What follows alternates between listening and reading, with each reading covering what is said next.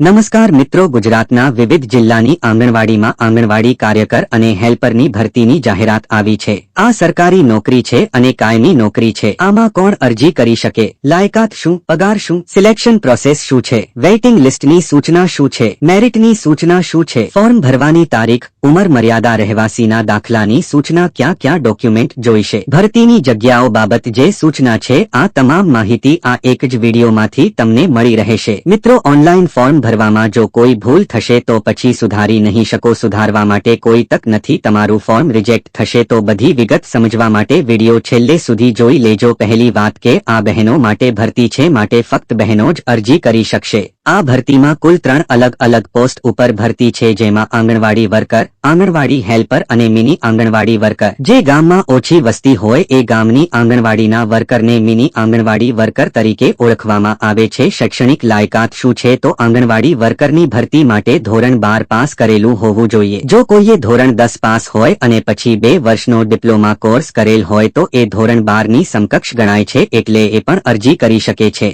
આંગણવાડી helper માટે ધોરણ 10 pass લાયકાત છે, એટલે એમણે ધોરણ 10 પાસ કરેલ હોવું જોઈએ। આમ તો બંનેમાં લાયકાત 10 પાસ અને 12 પાસ જ છે, પણ જો કોઈ વધુ ભણેલ હોય તો એને મેરિટમાં ફાયદો થશે, જેમ કે ગ્રેજ્યુએશન કરેલ હોય, માસ્ટર ડિગ્રી હોય, પીટીસી કે બીએડ પાસ હોય તો મેરિટમાં એના ગુણ ગણાશે। કેટલો ફાયદો થાય અને મેરિટ કેવી રીતે ગણાય છે એની વિગતવાર માહિતી અલગથી મારા વિડીયોમાં તમને મળી રહેશે। આ ભરતી માટે તારીખ 8 ઓગસ્ટથી 30 ઓગસ્ટના રાતના 12 વાગ્યા સુધી ઓનલાઈન અરજી ફોર્મ ભરી શકો। અહીંયા આપેલ વેબસાઇટ ઉપર એનું ફોર્મ ભરવાનું છે। દરેક વિગત ખાસ કાળજીપૂર્વક લખવી। જો તમે બીજા પાસે ફોર્મ ફિલઅપ કરાવતા હોય તો પોતે વાંચતા જાવ, જેથી ભૂલ ન રહે, કારણ કે ભૂલ થશે તો ફરી સુધારી નહીં શકો અને ફોર્મ રિજેક્ટ થશે। અહીંયા એક બાબત ખાસ ધ્યાને લેવી કે તમે બીજા ગામ, બીજા તાલુકા કે બીજા જિલ્લામાં અરજી નહીં કરી શકો। તમે જ્યાં રહેતા હોય એ વિસ્તાર કે એ ગામ માટે જ અરજી કરી શકશો, એ પણ ત્યાં ભરતીની જગ્યા હોય તો સૌથી પહેલા તમારે તમે જ્યાં રહો છો એ ગામ કે શહેરી વિસ્તારમાં આ ભરતીની જગ્યા છે કે નહીં એ તમે જાતે ઘર બેઠા મોબાઈલમાંથી ઓનલાઈન ચેક કરી શકો છો। તો આ કેવી રીતે ચેક કરવું એના માટે મારો અલગથી એક વિડીયો મૂકેલ છે, જેની લિંક આ વિડીયોની નીચે પણ આપેલી છે અને યુટ્યુબમાં સર્ચ કરશો તો પણ મળી રહેશે। હવે ફોર્મ ભરીને અત્યારે આ ક્યાંય મોકલવાનું નથી। ફોર્મ ભરતા પહેલા તમારી પાસે રહેવાસીનો દાખલો હોવો જરૂરી છે, ત્યાર પછી જ ફોર્મ ભરવાનું શરૂ કરજો। આ દાખલો જો અગાઉથી કઢાવેલ હોય તો 6 મહિનાથી વધુ જૂનો ન હોવો જોઈએ, અને જો ન હોય તો સૌથી પહેલા આ દાખલાની પ્રોસેસ કરવાની છે। મામલતદાર કચેરીમાંથી આ દાખલો તમને મળશે। આ ભરતીમાં આંગણવાડી વર્કરને માસિક 10,000 રૂપિયા પગાર મળે છે, હેલ્પરને માસિક 5,500 રૂપિયા પગાર મળે છે અને મિની આંગણવાડી વર્કરને પણ માસિક 10,000 રૂપિયા પગાર મળે છે। ભવિષ્યમાં આમાં વધારો થઈ શકે છે। રહેવાસી અંગેનો નિયમ શું છે તો આ માટે નિયમ એ છે કે જે ગામમાં આંગણવાડી હોય એ ગામમાં ઓછામાં ઓછા 1 વર્ષથી રહેતા હોવા જોઈએ, અને જો તમે શહેરી વિસ્તારમાં રહેતા હોય તો નગરપાલિકા કે મહાનગરપાલિકાના જે ચૂંટણી વોર્ડમાં આંગણવાડી હોય એ વોર્ડમાં ઓછામાં ઓછા 1 વર્ષથી રહેતા હોવા જોઈએ, તો જ તમે ત્યાં અરજી કરી શકો છો। આ માટે મામલેદાર કચેરીમાંથી રહેવાસીનો દાખલો જોઈશે। 6 મહિનાથી વધુ સમય પહેલાનો જો દાખલો હશે તો એ ચાલશે નહીં, ફરીથી નવો દાખલો કઢાવવો પડશે।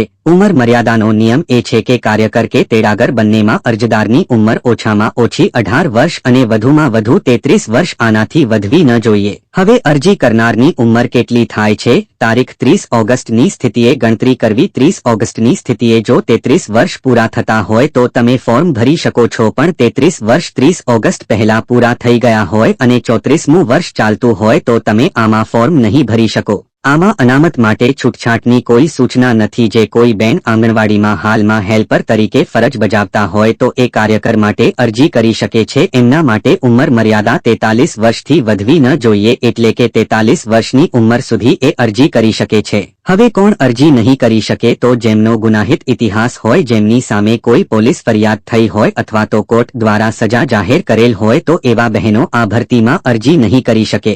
એક જ આંગણવાડીમાં કાર્યકર અને તેડાગર આ બંને એક જ કુટુંબના સભ્ય થતા હોય તો પણ એ અરજી નહીં કરી શકે, જેમ કે સાસુ વહુ, દેરાણી જેઠાણી, બે બહેનનો નણંદ ભાભી વગેરે। સ્થાનિક સ્વરાજ્યની કોઈ પણ સંસ્થામાં, જેમ કે ગ્રામ પંચાયત, તાલુકા પંચાયત, જિલ્લા પંચાયત, લોકસભા, વિધાનસભા કે સહકારી સંસ્થામાં માનદ સેવા આપતા હોય અથવા તો ચૂંટાયેલ પદ ધરાવતા હોય તો પણ એ આમાં અરજી નહીં કરી શકે।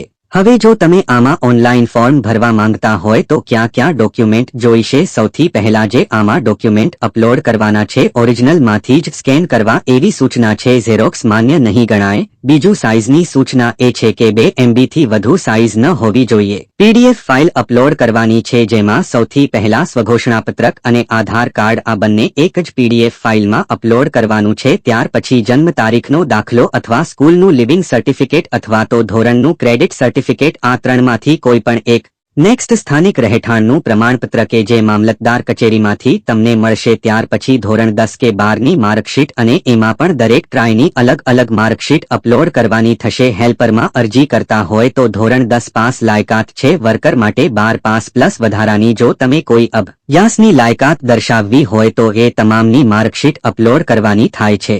અનામત કેટેગરીમાં જાતિ પ્રમાણપત્ર જેમને લાગુ પડતું હોય એમના માટે એ જોઈશે અને ફોટો 15 KBની સાઇઝમાં અપલોડ કરવાનો થાય છે. હવે સિલેક્શન પ્રોસેસ કેવી રીતે છે તો આ ભરતી સંપૂર્ણ મેરિટ આધારિત છે. ફોર્મ ભરાઈ ગયા પછી ભરતીનું જે મેરિટ બને છે એ મેરિટ પણ આ વેબસાઇટ ઉપર જ મુકાશે જે તમે અહીંયા ઓનલાઈન ચેક કરી શકો છો. મેરિટમાં જો તમને કોઈ ઉમેદવારના મેરિટમાં વાંધો લાગે તો તમે ઓનલાઈન વાંધા અરજી પણ કરી શકો છો. આ વાંધા અરજી પણ આ વેબસાઇટ ઉપર જ થશે માટે વેબસાઇટ ખાસ લખી લેવી. મેરિટમાં જેમનું નામ સૌથી પહેલા છે એમના બધા ડોક્યુમેન્ટ જો ઓનલાઈન ફોર્મમાં દર્શાવ્યા પ્રમાણે બરાબર હોય તો એમનું સિલેક્શન થાય છે. સૌથી અગત્યની બાબત એ છે કે આમાં મેરિટ ગણતરી કેવી રીતે થાય. લાયકાત 12 પાસ છે પણ જો વધારે અભ્યાસ હોય તો મેરિટમાં એનો ફાયદો થાય છે. તો કઈ ડિગ્રીના કેટલા માર્ક્સ થાય છે એટલું જ નહીં પણ તમારું મેરિટ કેટલું થાય છે એ પણ તમે જાણી શકશો. તો આ વિડિયો પણ મારી ચેનલમાંથી તમને મળી રહેશે. નેક્સ્ટ નિમણૂક ઓર્ડર મળ્યા પછી 10 દિવસમાં હાજર થવાનું હોય છે પણ ખાસ કિસ્સામાં જો કોઈ 10 દિવસમાં હાજર ન થઈ શકે એમ હોય તો વધુ દિવસની માંગણી માટે લેખિતમાં મંજૂરી લેવી પડે. નોકરી પર હાજર થયા પછી 3 ઉમેદવારનું 6 મહિના સુધી વેઇટિંગ લિસ્ટમાં નામ રહે છે. માની લો કે જેનું પહેલું નામ છે એમને ઓર્ડર મળી ગયો, નોકરી ઉપર હાજર પણ થઈ ગયા અને 6 મહિના પહેલા કોઈ કારણોસર રાજીનામું આપે અથવા તો કોઈ કારણોસર એ જગ્યા ખાલી થાય તો વેઇટિંગ લિસ્ટમાં એમના પછી જેનું નામ છે એમનું સિલેક્શન થાય છે. જેની માર્કશીટમાં ગુણની જગ્યાએ CGPA અથવા તો ગ્રેડ લખેલું હોય તો એમણે જે તે યુનિવર્સિટી કે કોલેજ પાસેથી ગુણ કે ટકાવારીનું પ્રમાણપત્ર લેવાનું રહેશે. એક કરતાં વધુ ટ્રાયથી જે પાસ છે એમણે બધી ટ્રાયની માર્કશીટ અપલોડ કરવાની થાય છે. અને માર્ક્સ લખતી વખતે ખાસ ધ્યાન એ રાખવાનું કે પહેલી ટ્રાયમાં માની લો કે એક વિષયમાં નપાસ હોય તો 6 વિષયના જે પાસ ગુણ છે એ ગણવા અને પછી જે ટ્રાયમાં એ વિષયમાં પાસ થાય એ વિષયના ગુણ ઉમેરી અને 7 વિષયના 700 ગુણમાંથી તમે મેળવેલ ગુણ લખવા. આવી જ અવનવી માહિતી મેળવવા માટે ચેનલ સાથે જોડાયેલા રહેજો. સબસ્ક્રાઇબ ન કરી હોય તો ચેનલ સબસ્ક્રાઇબ કરી લેજો.